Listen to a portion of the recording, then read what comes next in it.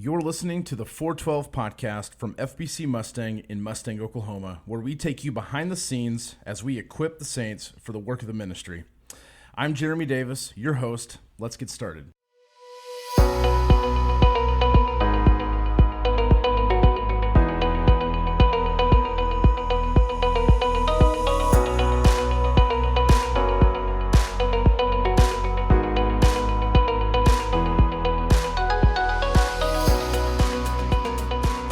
Merry Christmas and welcome to another episode of the 412 podcast. We're so excited that you have tuned in or joining us today. Today we have an episode all about Christmas, and so we brought along for another episode about Christmas, the Christmas expert, the one and only Dr. Michael Staten. Let's go. Merry Christmas. Christmas. It is shopping days left. That's right. This is one of your expertises is Expertise. Yeah, expertise. Yes. Very good. So, I do, before we get started, I know there are rules to decorating. I know there's ways that there's time frames and certain dates. But for the office, what are the office decorating rules? My office was decorated early. Shortly after, I noticed your office was decorated. Others kind of trailed in later on. But do we have official standards for office decorating? No, we have rules for my office, and then Mandy, as my assistant, has rules. Okay. And the rules would be November 15th. Oh, okay. So my office is always decorated for Christmas by November 15th because she's my assistant and we share the office opening there. Same rules for her. Same, okay. So this year, I decorated my office earlier than ever. I did it on Friday, November the 1st. Okay.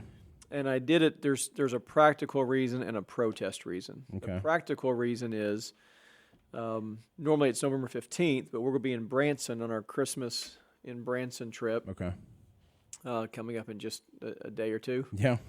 And then, so we're going to be gone during that. So I wanted to have it done before I left. Right. So that's why I did it earlier. The protest reason is October, November, just so crazy warm and hot. Mm-hmm. And I didn't like it. Yeah, I agree. So I decided I'm just going to dress for the season I want, not what the weather is, and I'm going to decorate for the season I want. Yeah. So that's the protest. That's excellent. Practical, I was going to be gone. Protest, let's bring Christmas a little bit earlier. Yeah, that's excellent. So the way the week fell, the Thursday was the 31st of October. So I decorated that day at the very end of the day, so that way when I came in on Sunday morning, it was already decorated because we decorate for all of November and December, and a little bit of January. But I think that's good. As far as like in the lobby and stuff, we decorate for the church the Monday before Thanksgiving. Okay. So sanctuary, the lobby is always the Monday before Thanksgiving. Yeah. So that the people who get upset to see Christmas trees early don't get upset. Yeah. But when you come back that very next Sunday, it's already in place. Yeah. So the office lobby entrance would always be decorated the Monday before Thanksgiving. Okay. Yeah, that's good. But as far as each individual office, right. they can, and some people say they decorate and they really don't. Yeah. Yeah. So that's like true. if it takes you 14 seconds to decorate your office, you're not decorating your I office. agree. So yeah, that's good. That's good. Oh, very good. Well, we're going to talk more about Christmas and obviously some more serious things. But as families are gathering and getting together, I thought this may be a helpful episode with a couple of weeks that we have before Christmas Day. To maybe give some practical ways of beginning to, help set our minds on the right things during this time of year. And obviously, Christmas, from a worldly perspective, is full of consuming things and getting gifts, giving gifts, doing all that stuff. And I think sometimes it's kind of cast as a very negative thing, and people want to change the attention on that. But I know that genuinely, I think there's people who love receiving gifts. They love giving gifts. I know my wife loves to give gifts, and she's very good at it. Right. She's very thoughtful about it. But do you think it's okay for gift giving and receiving to be a part of Christmas and a part of the expectation that comes? Yeah, the way I look at this is I don't think anybody's life has too much kindness in it. Yeah. I don't think people's weeks have too much joy and hospitality. Mm-hmm. If we suffer from anything, it's from people feeling isolated, unloved, unknown, those kind of things. Yeah. So one of the beauties of the Christmas season to me is it just the way it is in our society and our culture. People are used to being invited to Christmas parties, Christmas gatherings. And you can get together with your office staff, wherever you work, or your family, or whoever, any time of the year you can. But people make more time and priority for it in the Christmas season. Yeah. You can give gifts any time of the year, but it's a natural time in our culture to give a gift at Christmas. And so my thought is, I just don't think people struggle because they have too many friends. Yeah. I just have too many people who care about me. I have too many gifts coming, and and so to me, anything you can do to show kindness and love and open your home to people and build relationships is a great thing. Now, we would all agree you don't need to wait until Christmas to do those things. But Christmas is a season that makes it very natural to do that. So, and certainly materialism, consumerism can be a huge problem for sure. And it can be a real distraction in what Christmas is all about. But consumerism is a danger all year round too. Yeah. It's not just a danger at Christmas. It's a sin problem all year round. Yeah. So I just look at it this way. Life's hard. This life's got so many difficult things and so many dark days, and no matter what year it is, there's so many hard challenges. Something that can be enjoyable and kind and gracious, like I'll fill my life with as much of that as I can. Yeah, I think that's a great answer. So as Christmas is quickly approaching, how have you prepared your heart for this time of year? And maybe it started a while back, maybe it's a year-round thing. But what are some things on a practical level that you've done to prepare yourself for this time of year? Yeah, so for me, maybe I have a little bit of a built-in advantage with this because every year I'm preaching somehow, some way on Christmas things. Maybe not necessarily. Some years I may preach every Sunday in December on a Christmas theme, but even if I'm not, I'm still preaching the Sunday before Christmas. I'm preaching a Christmas Eve service, maybe another special service we're doing. And so my mind is always thinking about something related to those services long before they arrive. Yeah. And typically what happens is as I'm reading through Scripture and looking for maybe a text to preach for Christmas Eve, or maybe looking for a text for the Sunday before Christmas, typically there's something that kind of grabs my own heart. I'll read through Matthew, and I'll read through Luke 2, and I'll read through some other scriptures that speak, Galatians 4:4, different scriptures that speak of the life of Christ or the birth of Christ or the reason why he came, John 1, some of those things. And usually there's something that just kind of jumps out to me. Yeah. And for whatever reason, just kind of connects with my own heart early before Christmas comes. And that typically becomes the seed of what I end up preaching through. Yeah. So that's often how I prepare my own heart. I'm looking and reading and thinking and seeing an element, a verse, an aspect of the Christmas story, something about the life, birth of Christ that just really resonates with me. And a couple of years ago, it was just the phrase "with haste." The shepherds went with haste. They didn't just obey; they obeyed in a hurry. Yeah. They obeyed quickly. A couple of years ago, it was the phrase, speaking of Mary, that she just treasured these things in her heart. Yeah. And it just really gripped me to think about what does it mean to treasure the moment, to treasure what God is doing. Yeah. And so for me, that's typically kind of the start in my own heart of preparing for the Christmas season, and then just letting those things kind of marinate in my own mind, and eventually it works its way out to a couple of sermons typically, but it also serves to prepare my own heart and thoughts before Christmas arrives. Yeah, that's really good. So obviously you're not only here at the church, you're not only preaching during Christmas, and for years you were helping to prepare your own heart as well as the hearts of your family, your boys when they were growing up and still at home. What were some things that you did to prepare your kids for Christmas, prepare Marcy for Christmas? What did you guys do at home? Yeah, I think that daily time together as a family, and family worship is essential. Yeah. And when I say that, I mean I want people to feel a sense of grace. It's not like if you miss a day of family devotion that you're a terrible dad. If you miss two nights, it's not like you quit loving the Lord. Right. We want to be gracious and not legalistic and impossible. But what we try to do around the Christmas season, as with the rest of the year, is gather regularly as a family, read together and pray together, talk together. And what I'm wanting to do at Christmas time when my boys were younger is try to help them understand why Christmas. Why has Jesus come? Not just that he came, but why he came. Yeah. In the same way, to understand the gospel, to teach the gospel to your children, they've got to know not just that Jesus died, but why did he die? Yeah. Because other people die. Other people are crucified. As they get older, more people that they know and love are going to die. I love my kids, but my death, while it may be sad to them, doesn't save them. Yeah. So I wanted my boys at a young age to understand not just that Jesus was born, not just that he was born in Bethlehem as a baby, but why was he born? Why did he come? Yeah. What promise is that fulfilling? What is that accomplishing?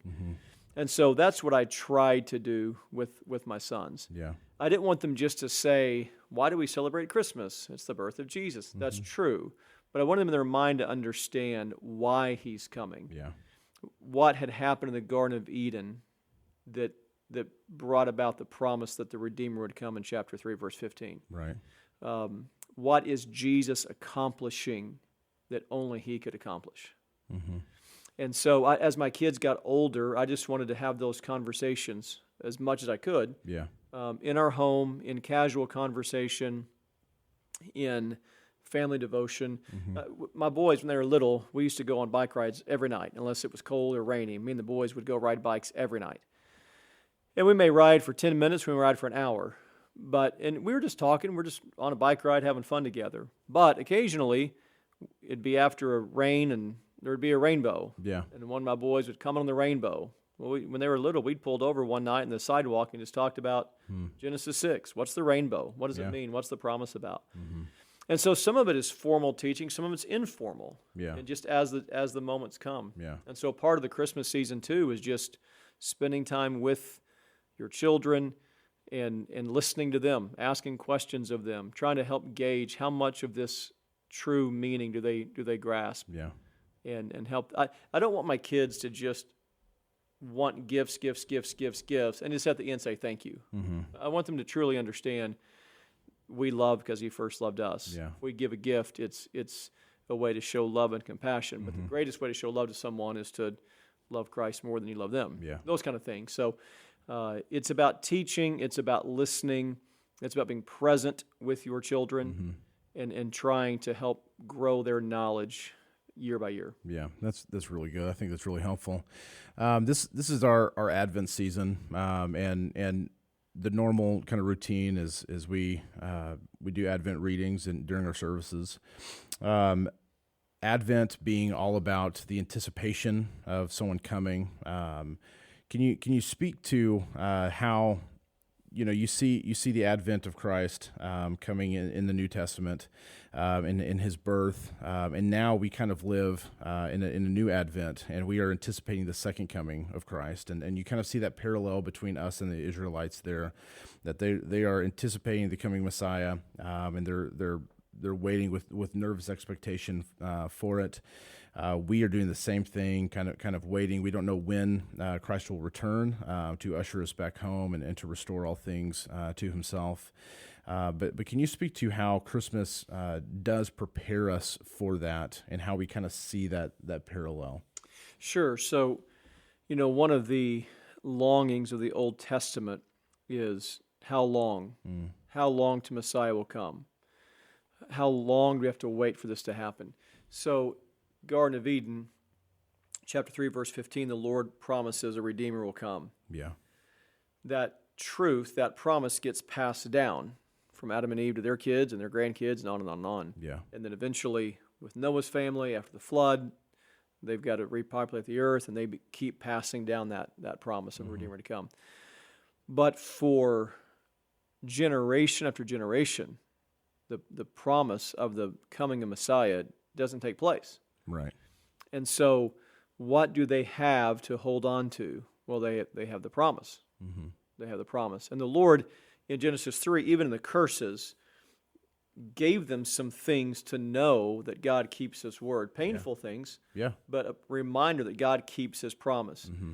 And so when children would say, how do we know the Messiah is really coming? Well, that was so long ago that it was promised. Well, you would have to look back on other promises that were kept. Yeah. The ground will produce thorns and thistles, on and on. Yep. And then the Messiah comes, and of course we live on this side of His birth and resurrection. But like you said, we are waiting for His return. And it's been a long time since the promise was made, I'm coming back. Right. And so we do the same thing. We look back at promises that have been kept, prophecies that have been fulfilled, reasons we have to trust in the Lord. And so in some ways, we today are like they would have been before His first appearance. Lord, how long till you come back? Mm-hmm. How long till you come and get your people? How long till you come and make things right? Right. But we've got the Scripture to help us, the empty tomb to root our faith in knowing that promise was kept, right. All the fulfillments of Scripture that we have. And so we cling to the promises of God that have been proven faithful and proven true, while we now wait for His second coming. Yeah, that's so good. A couple years ago, you wrote a book, Christmas, God's Greatest Gift. Can you tell us a little bit about this book? Would you call it an Advent book? Would you call it a reading plan? What would you call it? And I know we have them here at our bookstore, but what's maybe the best way to use this book as well? So I wrote that 4 years ago in 2020. So when people weren't able to meet together, April and May, right after COVID happened, I wrote that short 40-day devotion, Anchored in Hope. And the reason for that was we had so many people unable to gather for church and all these different things going on. I wanted to still try to be able to help them and bless them and strengthen them. Well, then as we got to the fall, life was back to normal, sort of, kind of. Mm-hmm. But I really felt like, if you can remember back to the early fall of 2020, it was a crazy time. And, things had gotten better, then it would have another wave of COVID. Some restrictions were easing off, and then they came back. Right. And so I just felt like, for my own heart, for our church's family, for others, beyond that, I just wanted to write something that would take people's mind in a year that had been filled with so much pain, so much distraction, so much controversy, so much division, mm-hmm. and just say, let's remind ourselves, right in the midst of this chaos, that we've already received the greatest gift we could ever have, and that's Christ. Yeah. And so my thought in writing that's where it came from. It's just a walk through the story of Christmas. I mean, it's divided into a few chapters. It's not daily readings, but it just walks through the main characters of Christmas. It walks through the promises that were made and kept at Christmas time. It deals with some of the Old Testament prophecies that had been made that were fulfilled mm-hmm. in Christ. And also it's written in a way to try to show that Christmas is not just simply an isolated event where a baby was born. It's part of the salvation story. It's part of the completion of the story of God's salvation for His people. So my hope with it would be that for those who are believers, it would give them a way to think evangelistically in the mm-hmm. Christmas season. And for people who maybe have family that aren't believers, but are happy at Christmas time to sing about the birth of Jesus or talk about Jesus, right? That you could give someone that book, because in the book it talks about the gospel, it talks about salvation, it talks about the reason Christ came. And so if you wanted to have a very clear way to help somebody who may not read a Christian book in July, mm-hmm. but may read about Christmas in December, it would be a tool for evangelism that way. That's great. It's only about 95 pages, so it's certainly something you could still get. And like I said, we have it in our church bookstore, and you could certainly finish it by the time Christmas Day gets here. The other thing it has in there is, this is just kind of out of personal interest, but I take 5 or 6 well-known Christmas carols. Okay. And after each chapter, just talk about the history behind that Christmas carol. Yeah. Who wrote it, when they wrote it, what situation was going on in their life. Just some history behind that Christmas carol, so that when you sing them, maybe you know a little bit more of the life behind the story and behind the song. That's great. I think I used this last year or the year before. I can't remember now, but it's a great tool to use for family worship, for personal devotion, just to read cover to cover. Depending on what kind of reader you are, you may be able to do the whole thing in one setting. May take you a couple, but it's a great book and a great resource for our church. So we appreciate your work on that. Yeah, you bet. And if you want to copy that, contact the church or find it in our church bookstore. Yeah, let me just say too. Anytime if I ever say something about on social media or whatever about a book that I do or something, let me always add this: if you would want a copy of this, need a copy of this, and finances are an issue, just let us know. We sell them for really inexpensive. But if money is an issue in any way, just let us know. Yeah. So no one's looking to make money on it. We're just trying to help cover expense and get the word out. So if that's an issue, let us know. We'll be happy to get you whatever you need. Yep, that's great. Okay, well, we're winding down here, but are you done with your Christmas shopping? I'm not done. I start early. I make a list, but I love shopping. Mm-hmm.